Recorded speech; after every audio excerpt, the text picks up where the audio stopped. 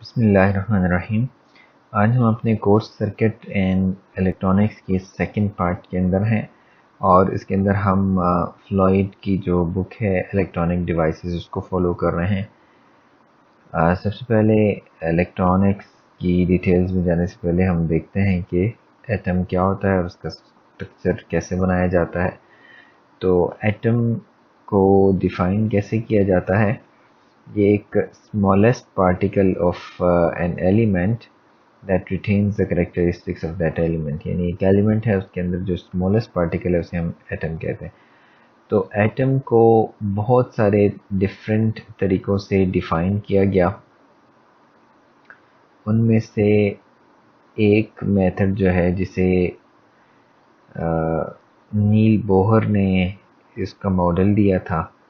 اس سے پہلے ردرفورڈ نے بھی ایٹامک ماڈل دیا، اور اس میں بھی ردرفورڈ نے کہا تھا کہ ایک ایٹم جو ہے وہ نیوکلیس کے گرد الیکٹرانز ریوالو کرتے ہیں، لیکن اس کے اندر پرابلم یہ تھی کہ اس نے یہ کہا تھا کہ الیکٹرانز کو جب کبھی انرجی وہ ایمٹ کرتا ہے تو اس انرجی ایمٹ کرنے کی وجہ سے وہ راؤنڈ کرتا ہوا الٹیمیٹلی نیوکلیس کے اندر گر جاتا ہے، جس کی وجہ سے اس ایٹم کی جو اسٹیبلٹی ہے اس کے اوپر بہت زیادہ کویسچنس تھے۔ تو بہرحال اس نے ایک اچھا ماڈل دیا تھا۔ یہ ڈنمارک کا رہنے والا ماہر طبیعیات تھا، اور اس نے ایک پلینیٹری ماڈل دیا تھا، یعنی جس طرح ہمارا شمسی نظام ہے تو اس کے ملتا جلتا ایک ایٹم تھا، اندر ایک نیوکلیس ہے جس طرح سورج ہے، اور اس کے گرد جو ہے باقی پلینٹس ریوالو کر رہے ہیں، اسی طرح الیکٹرانز نیوکلیس کے گرد ریوالو کر رہے ہیں، اور اس کو اس کی وجہ سے 1922 میں نوبل پرائز بھی دیا گیا تھا۔ تو جس طرح ہم نے پہلے بھی بات کی کہ ردرفورڈ نے کہا تھا کہ electrons emits energy and fall in nucleus، جس کی وجہ سے سسٹم جو ہے یا ایٹم جو ہے وہ انسٹیبل ہو جاتا ہے۔ تو بوہر نے کہا تھا کہ سینٹرل ایک نیوکلیس ہے، یہ ایک بوہر کا ایٹامک ماڈل ہے، یہ ایک نیوکلیس ہے جس کے اندر پروٹونز اور نیوٹرونز ہوتے ہیں، اور الیکٹران اس کے گرد ریوالو کر رہی ہیں۔ ٹیلز ریپرزینٹ کر رہی ہیں کہ الیکٹران جو ہے وہ موو کر رہا ہے۔ پروٹون کے اوپر پازیٹیو چارج ہوتا ہے، نیوکلیس کے اندر ہوتا ہے، اسی طرح نیوٹران کے اوپر کوئی چارج نہیں ہوتا، وہ بھی نیوکلیس کے اندر ہوتا ہے۔ الیکٹران کے اوپر نیگیٹو چارج ہوتا ہے اور وہ نیوکلیس کے باہر ریوالو کرتے ہیں۔ الیکٹران اور پروٹون کا چارج ایک جیسا ہوتا ہے۔ پھر بوہر کے ماڈل کی ایک خاص بات، اور اس نے یہ کہا تھا کہ الیکٹران جو ہیں وہ کسی بھی نیوکلیس کے گرد جو ہے وہ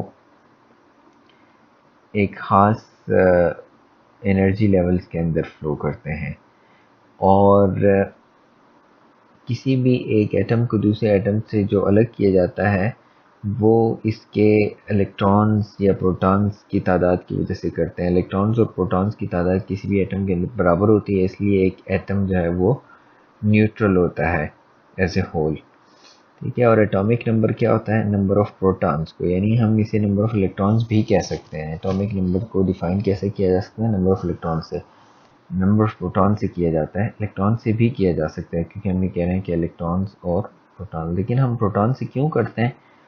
اس لیے کہ پروٹونز جو ہیں وہ کسی بھی ایٹم سے نکل کر کہیں نہیں جا سکتے، جبکہ الیکٹرانز آتے اور جاتے رہتے ہیں۔ اگر ہم الیکٹران سے اس کو ڈیفائن کریں تو اگر الیکٹرانز وہ ایٹم چھوڑ کر چلا گیا تو پھر تو ایٹامک نمبر چینج ہو جائے گا، حالانکہ ایسا نہیں ہوتا، اس لیے ہم اس کو پروٹون سے ڈیفائن کرتے ہیں۔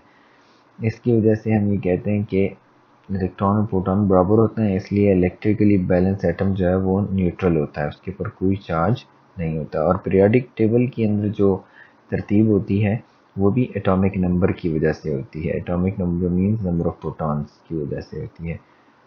ہم آگے چل کے پیریوڈک ٹیبل بھی دیکھیں گے۔ یہاں ہم ایک چھوٹی سی اگزامپل لیتے ہیں ہائیڈروجن کی، اس کے اندر ایک الیکٹران ایک پروٹون ہے اور کوئی نیوٹران نہیں ہے، تو نیوکلیس کے اندر ایک پروٹون ہے اور ایک الیکٹران اس کی گرد ریوالو کر رہا ہے۔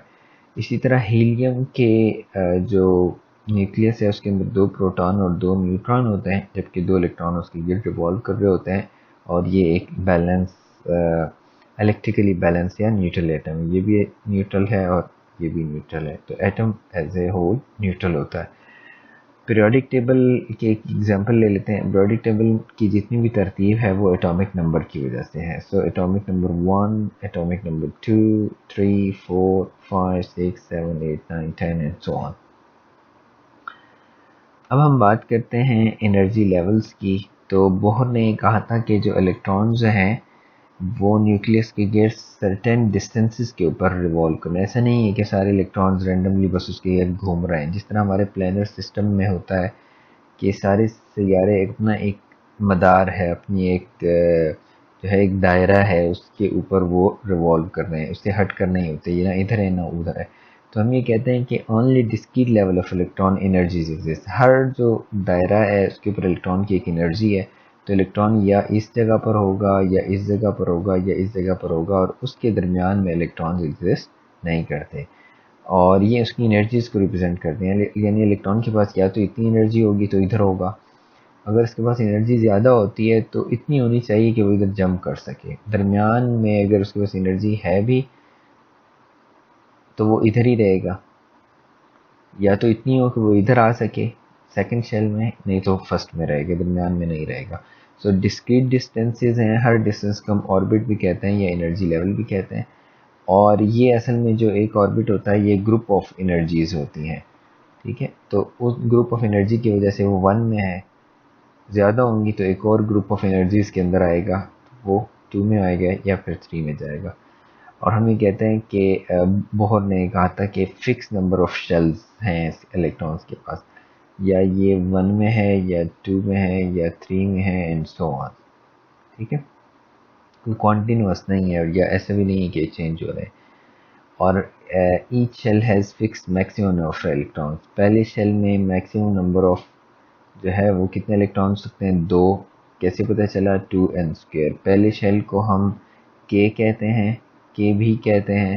دوسرے شیل کو ہم l کہتے ہیں، تیسرے کو ہم m کہتے ہیں، تیسرے کو ہم چوتھے کو ہم n کہتے ہیں، سو آن. k l m n n. اور اس کو اسمال n سے بھی ریپرزینٹ کیا جا سکتا ہے، n 1 2 3 4.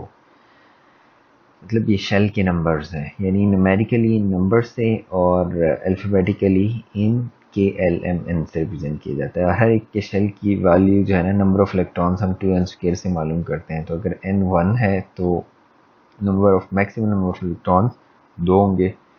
n 2 ہے، میکسیمم نمبر آف الیکٹرانز 8 ہوں گے. n 3 ہے تو میکسیمم الیکٹرانز 18 ہوں گے. اور n 4 ہے تو میکسیمم الیکٹرانز 32 ہوں گے.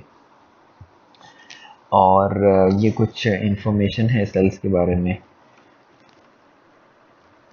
اس کے بعد ہم بات کرتے ہیں ویلنس الیکٹرانز کی. ویلنس الیکٹرانز، جو الیکٹرانز نیوکلیس کے قریب ہوتے ہیں ان کی انرجی سب سے کم ہوتی ہے. جو الیکٹران نیوکلیس سے دور ہوتے جاتے ہیں ان کی انرجی زیادہ ہوتی ہے. نیوکلیس کے قریب والی انرجی چونکہ نیوکلیس نے اس کو ٹائٹلی باؤنڈ کیا ہوتا ہے، زیادہ پروٹونز نیوکلیس کے اندر ہیں تو پازیٹیو جو اٹریکشن پاور ہے وہ زیادہ ہوتی ہے، اس لیے وہ قریب کے الیکٹرانز کو انہوں نے ٹائٹلی باؤنڈ کیا ہوتا ہے، اس لیے ان کا باہر نکلنا مشکل ہوتا ہے. لیکن جو نیوکلیس سے جتنا دور ہوتا جاتا ہے اتنا ہی وہ لوزلی باؤنڈ ہوتا ہے، اس کی انرجی بھی زیادہ ہوتی ہے کیونکہ اس کو باؤنڈ رکھنے کی انرجی جو ہے وہ کم ہے. تو آؤٹر موسٹ جو شیل ہوتا ہے اسے ہم ویلنس شیل کہتے ہیں. آؤٹر موسٹ شیل کو ہم ویلنس شیل کہتے ہیں، اور آؤٹر شیل میں جو الیکٹرانز ہوتے ہیں انہیں ہم ویلنس الیکٹرانز کہتے ہیں. اور یہی ویلنس الیکٹرانز کسی بھی ایٹم کی کیمیکل ریئیکشن اور بانڈنگ میں بڑا اہم کردار ادا کرتے ہیں. یعنی یہی ویلنس الیکٹرانز ہوتے ہیں جو کسی دوسرے ایٹم کے ساتھ بانڈ بنا سکتے ہیں، یا کسی دوسرے ایٹم کے ویلنس الیکٹران کسی ایٹم کے ساتھ مل سکتے ہیں. اور جب ان ویلنس الیکٹرانز کو انرجی ملتی ہے، سفیشینٹ انرجی، ہر قسم کی انرجی نہیں، سفیشینٹ خاص قسم کی انرجی ہے، وہ اگر ملتی ہے تو وہ بریک ہو جاتے ہیں، ایٹم سے الگ ہو جاتے ہیں اور انہیں ہم فری ایٹم کہتے ہیں. آگے چل کے ہم اس کی جو انرجی بینڈ تھیوری ہے وہاں اس کے اندر اس کو ایکسپلین بھی کریں گے. اور میکسیمم آف الیکٹرانز جو کسی ویلنس شیل میں جا سکتے ہیں وہ 8 ہیں، یعنی 8 ہوں گے کسی ویلنس شیل میں، آخری شیل جو ہوتا ہے تو وہ ایٹم اسٹیبلائز ہوگا. اور آئونائزیشن کیا ہوتی ہے کہ الیکٹرانز جو ہوتے ہیں ان کو اگر انرجی ملے تو وہ باہر والے شیل کے اندر آ جاتے ہیں، اور اگر وہ انرجی لوز کریں تو وہ اندر والے شیل کے اندر چلے جاتے ہیں.